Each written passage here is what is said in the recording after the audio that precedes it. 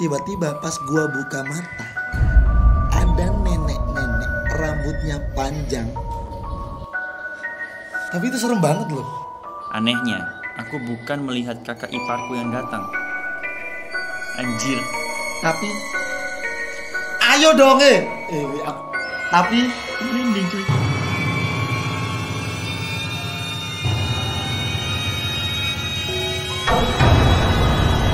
Hai guys, selamat datang kembali di Cerpen Cerita Pengalaman.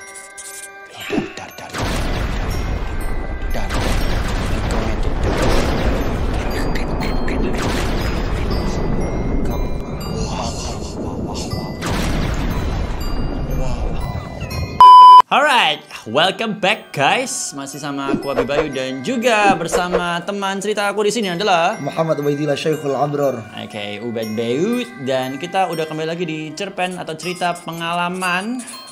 Ini adalah satu segmen di mana kita membacakan cerita-cerita pengalaman netizen atau cerita pengalaman kamu, konco-konco onlineku. Yeay. Dan tema kali ini adalah temanya horor ya, Bet ya.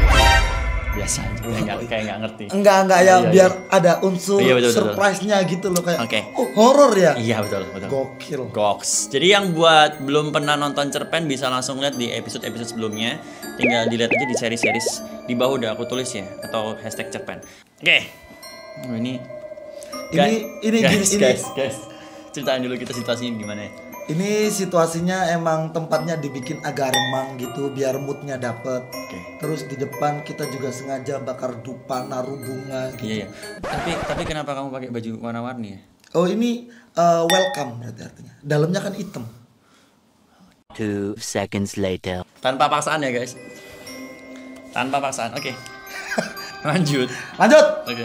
Jadi kita akan bacakan dari story ya. Dari ini yang kita dapat dari Q&A terlebih dahulu. Mohon maaf kita agak PSBB jadi Oh ya. jangan deket-deket. Iya.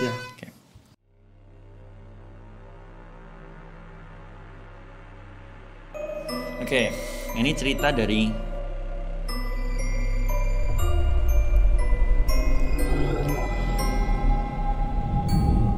gue ceritain aja pengalaman pertama ngeliat yang bukan manusia itu.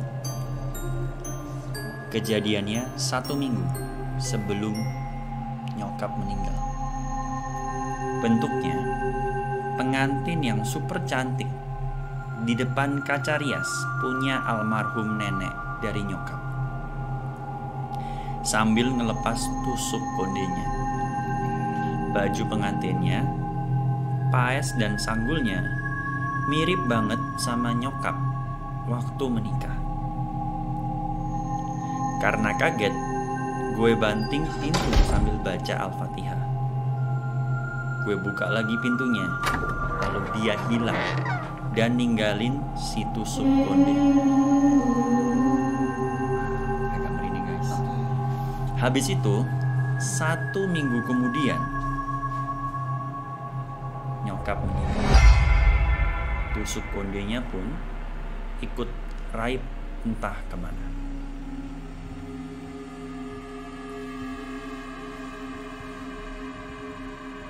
Dari suatu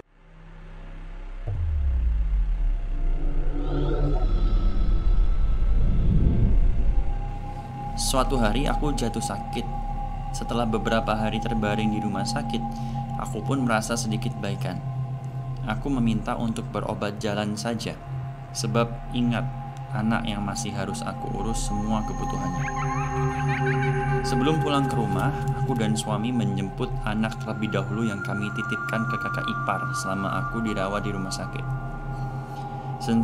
Sesampainya di sana, baru beberapa langkah masuk ke dalam rumah, aku tidak dapat menahan berat badanku. Ruang tamu terasa berputar dan gelap. Aku dibopong suami ke kamar. Yang aku dengar hanya suara-suara yang memanggilku. Aku tidak begitu ingat urutan peristiwa selama di kamar itu. Yang sangat aku ingat dan tidak akan pernah aku lupakan, yaitu saat aku bisa melihat tubuhku sendiri duduk di samping suamiku yang sedang memegang dan memanggil-manggil namaku. Aku duduk dan menatap kosong wajah suami. Tapi aku juga ada di sana, dekat jendela, melihat aku sendiri. Semua yang di ruang itu matanya tertuju pada aku yang sedang duduk. Mereka tidak menyadari ada aku yang berdiri di dekat jendela. Kembali ke kakak ipar perempuanku, agak panik. Ia menelpon saudaranya yang lain. Kakak laki-laki suamiku datang untuk menengok keadaanku. Anehnya, aku bukan melihat kakak iparku yang datang. Anjir. Tapi ayo dong tapi Aku merinding cuy. iya tapi Melainkan sesosok tinggi lebih dari 2 meter aku kira. Besar, berwajah tegas, berwibawa berwarna merah. Janggut yang sangat panjang, memakai jubah berwarna merah marun, hitam dengan kombinasi emas. Aku nih sumpah nih sama bet.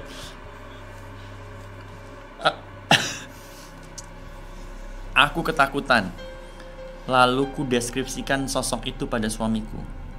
Walaupun suamiku bingung dengan semua yang kuucapkan, tapi dia berusaha menenangkan aku dan meminta untuk sementara kakak laki-lakinya tidak berada di kamar itu. Keesokan harinya aku baru tahu kalau sosok tak kasat mata itu adalah penjaga kakak iparku yang selalu mengikutinya kemanapun ia pergi. Sejak saat itu aku bisa melihat sosok-sosok tak kasat mata yang berada di sekitarku. Peristiwa ini sangat mengguncang jiwaku. Aku seperti orang yang kehilangan akal, sering ketakutan, menangis dan bergumam sendiri.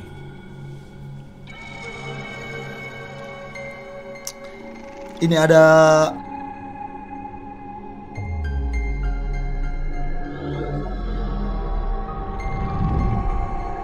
umur 4 tahun diumpetin kolong wewe. Kamu pernah tahu mitos itu nggak? Kalau misalnya kolong wewe itu suka nyuri anak kecil. Umur 4 tahun? Iya, masih kecil kan? Iya. Iya, bahkan ada yang balita dan lain-lain. Di beberapa daerah pasti ada setan sesosok wanita. Kalau misalnya ada bayi itu kayak pengen banget ngambil. Selain kolong wewe, kuyang juga gitu kan. Kuyang itu bukannya dia makan bayi orok ya? Kan bayi kan juga, anak kecil kan. Iya sih. Tapi dimakan ya yang kuyang? Iya, ini disembunyiin. Kalau kolong wewe tuh unsur keibuannya masih gede. Pengen kayak ya udah ini buat anakku gitu. Buat anak? Oh jadi anaknya dia. Diumpetin. Kalau misalnya nggak ketemu bener-bener jadi anaknya katanya. Berarti dia ini udah ketemu belum nih? Kalau bisa DM gini. Ketemu dong. Oh iya. Ketemu dong. Iya oke. Oke, ini ada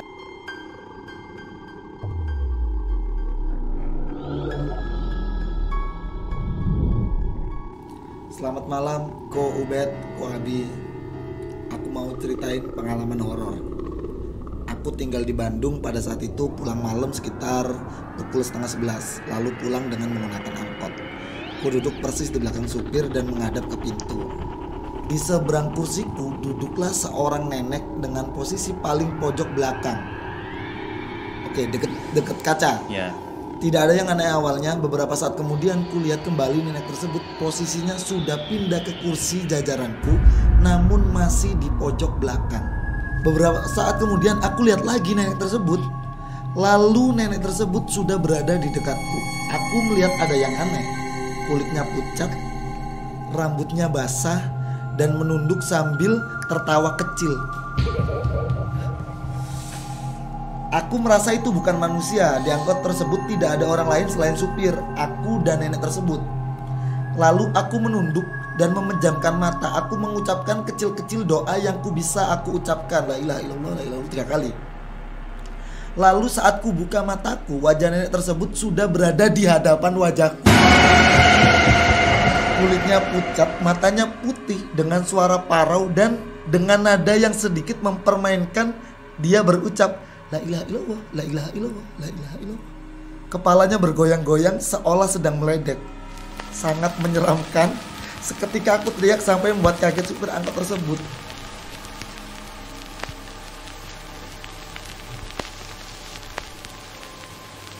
Tapi itu serem banget loh.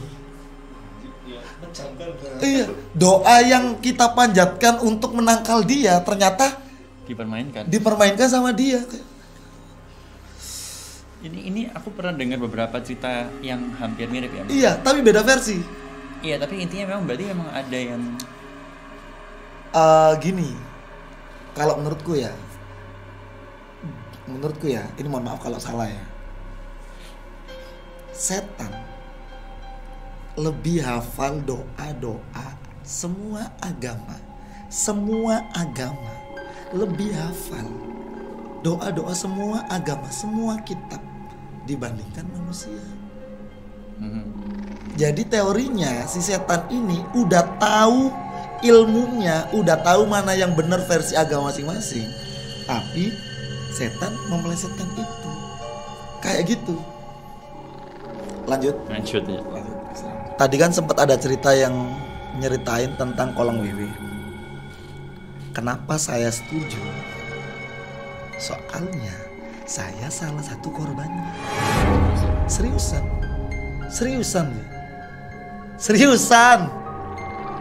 Ya Allah.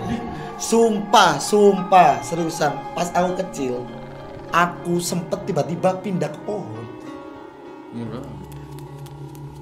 Sebelum sunat, berarti sebelum kelas 3 SD. Oke.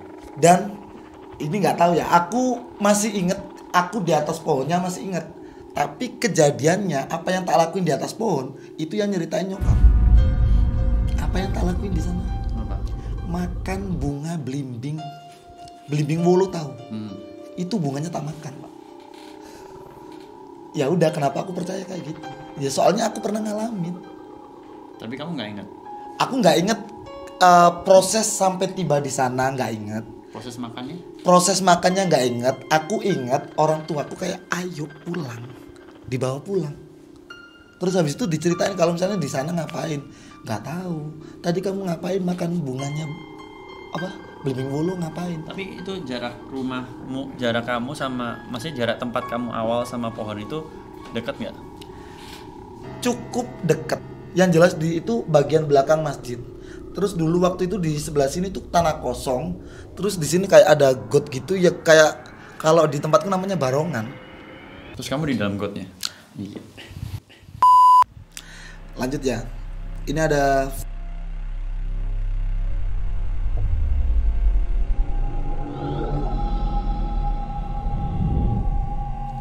kok gua share nih ya. Gua waktu kecil itu tidur bareng nyokap sama bokap. Bokap gua di ujung, nyokap terus gua. Nah tiba-tiba gua tuh yakin banget itu bukan mimpi. Gua tuh pas tidur ada yang geser. Kasurnya kan lumayan luas. Nah gua ngebanget ada yang geser.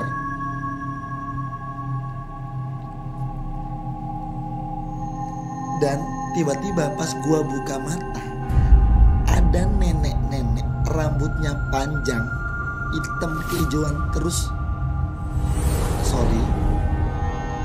panjang sampai kaki, payudaranya, dan matanya merah. Gua kaget banget, nangis seada-adanya. Emak gua bangun langsung doain gua.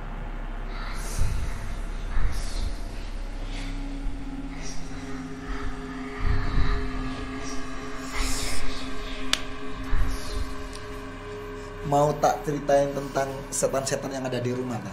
Nggak usah. Kalau mau, Jujur nggak usah. yakin. Ya udah. Yakin banget nggak usah. Ya udah. Sip. Setan yang Nggak usah. Lanjut, ini ada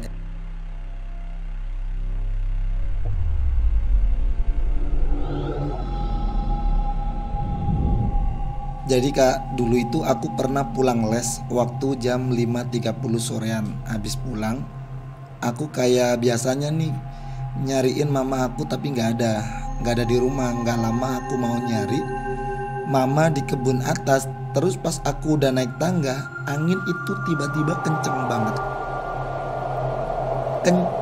gitu. Akhirnya sampai pintu bawah tuh kayak ketutup gitu, pintu bawah. Habis itu aku jalan buat ngebuka pintu itu lagi. Dan pas aku ngebuka pintu, aku dengar suara mama manggil dari atas, anakku gitu. Terus aku jawab dong, iya ma bentar, abis ini aku naik. Nah abis itu dia naik ke atas tapi gak tahu kenapa Rasanya itu deg-degan banget mau naik. Perasaan aku bener-bener gak enak. Sampai akhirnya dia nengok ke atas. Ke arah panggilan mamanya. Kan mamanya di atas kan? Oh iya, di atas ada genderuwo ngeliatin sambil senyum.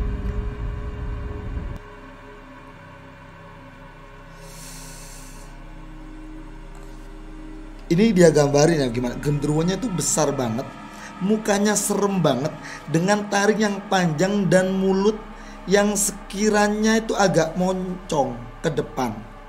Dan parahnya dia sambil agak senyum kayak ke bawah gitu kan. Jadi yang manggil itu bukan mamanya jangan-jangan. Bisa jadi, Jadi dia cuma niruin suara mamanya. bisa jadi. Ini fun fact aja ya. Ya. Genderuwo itu salah satu jenis jin yang udah hampir kesiluman ya. Ini nggak tahu kalau misalnya salah. Ini sepengetahuan saya. Genderuwo itu mampu menyerupai apapun, termasuk orang. Dan genderuwo, ini kebetulan cewek ya. Genderuwo seneng banget sama cewek. Makanya di Indonesia ada yang pernikahan silang antara genderuwo dan manusia, jadinya anaknya Tebo. Ada. Iya. Jadi Tebo itu ya kayak manusia tapi badannya hitam dan buluan semua. Ada. Mau googling? Nggak usah. Kasih fotonya. Bisa. Ya, Iya. Tebo. Namanya Tapi itu Tebo. termasuk makhluk halus atau? Iya enggak, soalnya dia lahir dari rahim wanita dong, jadinya anak. Tapi nggak tahu itu proses pembuahannya seperti apa ya. Kalau yang ini dia mau disebutin namanya, tapi cuman inisial aja. Jadi panggil aja dia inisialnya E dari Gresik. Oh iya, Tempat tinggal saya, anak Pak. Gresik juga. Waduh.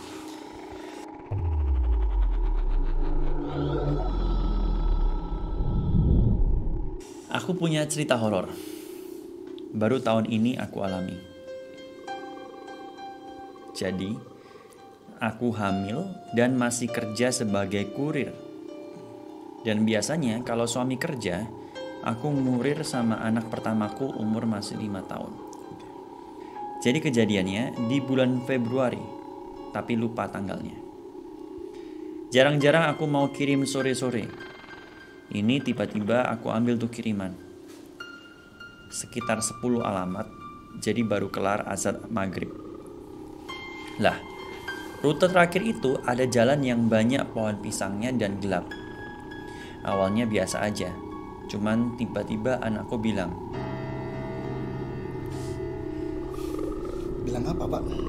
"Bun, itu siapa?" Sambil nunjuk kaca spion motor. Di belakang. Ya, aku lihat nggak ada siapa-siapa. Nggak ada apa-apa itu, Nak. Kamu lihat apa? Apa? Ada mbak lari-lari rambutnya panjang. Tapi malu, Bunda. Bingung dong aku. Malu kenapa?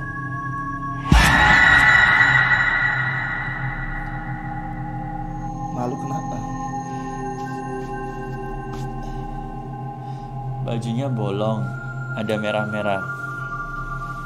Seketika anakku bilang gitu, naluri emak-emak hamil merinding dong. Aku lihat lagi kaca spion. Beneran ada sundel bolong. Kayak jalan tatih-tatih mau ke arahku. Langsung tancap gas aku sambil istighfar dalam hati, sampai lupa kalau lagi hamil. Setelah itu aku jarang lagi ambil kiriman sore. Sundel bolong tuh bukannya nyerang orang hamil ya? Iya. Kan dia meninggal karena Nggak tahu meninggalnya gara-gara apa. bukannya auto lahirin ya? Itu melahirkan. Terus katanya suka makan anak kecil. Nggak tahu, Pak. Nggak tahu. Tapi yang jelas dia bawa 2 anak kecil loh. Ini naik sepeda motor, sebelah kamu ada sundel bolong jalan ke arah kamu, coy. guys. Terima kasih atas cerita-ceritanya. Cuman rasanya ini sebenarnya kita masih ada beberapa cerita yang belum dibaca ini. Iya, tapi karena keadaan ini Kita syuting ini, jadi memang kita ini buat teman-teman yang nggak tahu, kita proses syuting itu kita benar-benar bacainnya ya real time gitu. Jadi supaya sensasi bacanya itu alami, kita nggak memilih dulu ceritanya. Nah, karena situasi ini sudah semakin malam dan untuk keselamatan ya, maksudnya supaya mencegah hal yang tidak diinginkan, dalam arti kata kalau anak-anak pulang kan takutnya PSBB gitu-gitulah. Iya. Bukan secara mistis, cuman kayak takutnya pulangnya lama kan nggak enak. Jadi iya, masalahnya jin dan juga setan nggak PSBB dong. malah aku udah nyemetin ke PSBB, Anda balikin ke jin lagi. Oh iya, mohon maaf. Itu pokoknya kita tuh pengen buruan pulang soalnya ini udah malam. Kita nggak tahu, aku tidur di kamar sendiri, ini sendiri, itu sendiri, ini sendiri, rumahnya juga beda-beda. Ya masa rumahnya sama. Oh iya. Iya. Ya jadi kita akan membuat videonya sampai sini dulu. Ya. Dan kalau misalnya teman-teman masih ada cerita horor ataupun mistis atau yang lain, boleh dikirimin ke kita DM di Abibayu ataupun di komen di bawah juga boleh. Jadi ceritanya bisa, kalau nggak cukup bisa di reply sendiri di komen. Ini horornya tentang jin dan juga setan ya, bukan horor yang diputusin terus ketemu mantan, enggak yang seperti itu. Tiba-tiba dapat tugas dari dosen, enggak, bukan itu. Ya. Kita cukup asik ya untuk bacain ini ya, meskipun kalau bisa ntar syutingnya emang beneran pagi ya, Bet ya. Iya, itu merinding kayak ber. Jadi sekian mungkin untuk cerita pengalaman atau cerpen dengan edisi horor ini, dengan tema horor. Mungkin nanti akan ada part 2. Jadi silakan submit aja cerita mistis atau horor kalian dan semoga kepilih. Amin. Ya nggak dapat apa-apa sih. Iya, paling nggak kan berbagi cerita-ceritanya dibacain. Ya. Gitu. Terima kasih yang sudah menonton cerpen cerita pengalaman di Abibayu, dan terima kasih untuk Ubed yang sudah menjadi teman cerita kali ini, dan di episode-episode sebelumnya. Rasanya setiap kali masih ada kamu ya. Iya benar, karena kan saya takut sendirian. Oke, sampai jumpa di cerpen-cerpen berikutnya. Bye guys. Gak jauh-jauh.